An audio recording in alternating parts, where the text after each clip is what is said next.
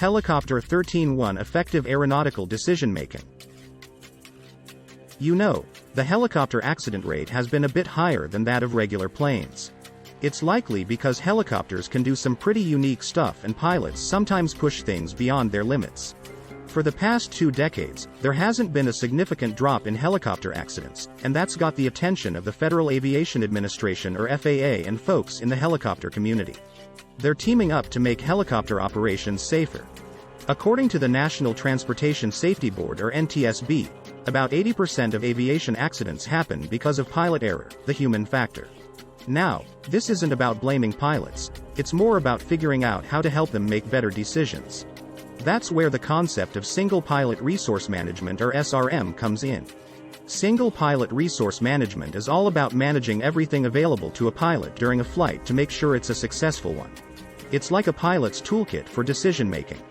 And then there's Aeronautical Decision-Making or Admiral, which is like learning how to gather info, analyze it, and make good choices. It's not just about flying solo. It's about using all the resources available, like air traffic control and flight service stations, kind of like a team effort even when you're the only one in the cockpit. Now, even with all these tools and improvements, accidents still happen. There's this concept called the poor judgment chain, or error chain. Imagine a series of events leading up to an accident, and if you break just one link in that chain, you could change the whole outcome. Let's dive into a scenario to get a clearer picture. Picture a helicopter air ambulance or HAA pilot feeling a bit under the weather. The pilot's shift is about to end, but there's a call to pick up a patient. There's a thunderstorm coming, but the pilot figures they can make it before the storm hits. Long story short, due to various pressures and decisions made along the way, things take a tragic turn. The idea here is to understand how decisions can create a chain of events leading to an accident. The pilot could have made different choices at different points to prevent the whole thing. It's not about blaming, it's about learning from these situations. In a nutshell, training pilots in single pilot resource management and aeronautical decision-making is like giving them the tools and mindset to make solid decisions in various situations. It's not just about flying the machine, it's about navigating the complex world of decision-making, where every choice matters. Let's talk about some wisdom from Max Trescott, a seasoned flight instructor. First off, he's not a fan of the word probably in our flying vocabulary. According to him, saying something will probably work out means you're kind of uncertain, and in aviation, uncertainty is a red flag. If you're thinking your course of action will probably work out, Max suggests opting for an option you know will work out. Now, Max dives into the importance of sticking to one aircraft type when racking up flight hours.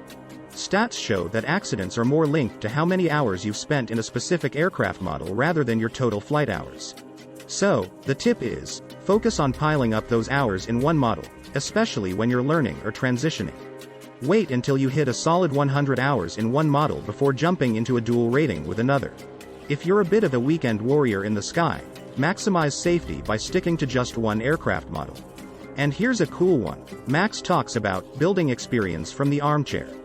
No, it's not a fancy way of saying nap time. It's about mentally practicing your flying without leaving your chair.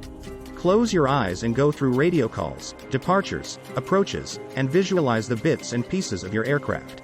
It's like a mental workout for pilots, and the best part? It won't cost you a dime. All these tips from Max Trescott revolve around one big thing: decision-making. It's a crucial part of aviation, and Max is all about emphasizing how safety and good decisions go hand in hand. Now, let's peek into the decision-making process itself. It kicks off with defining the problem. Basically, you notice a change or something not happening as expected. Maybe your spidey senses tingle a bit.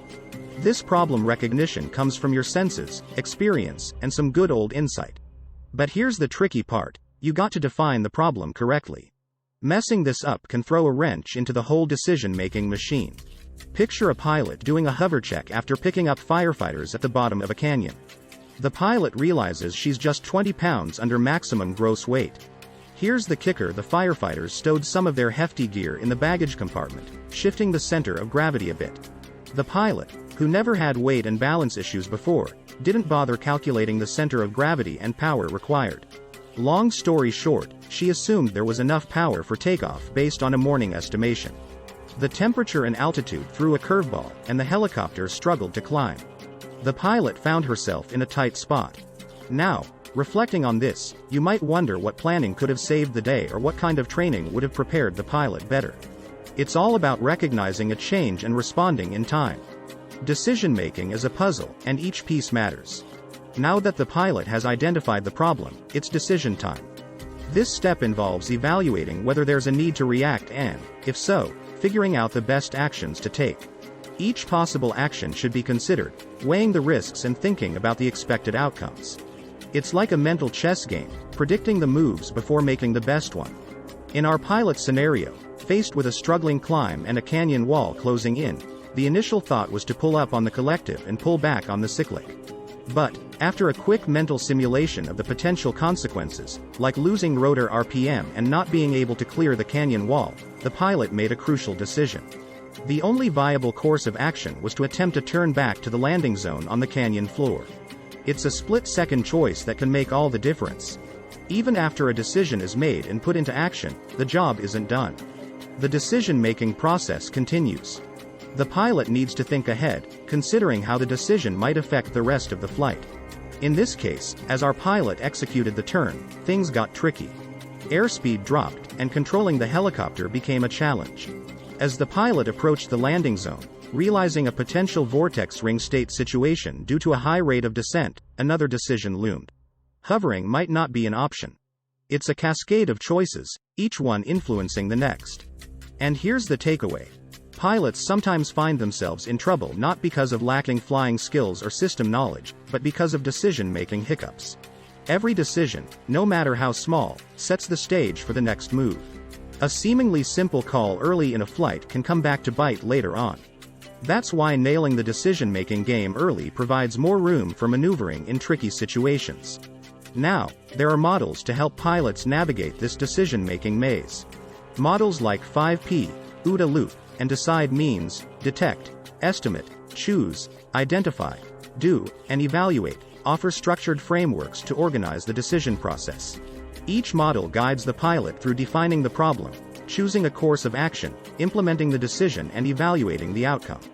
Pilots analyze the situation based on experience, personal minimums, and current physical and mental readiness, and then make the call. It's a personalized strategy, like a chess master contemplating the next move on the board.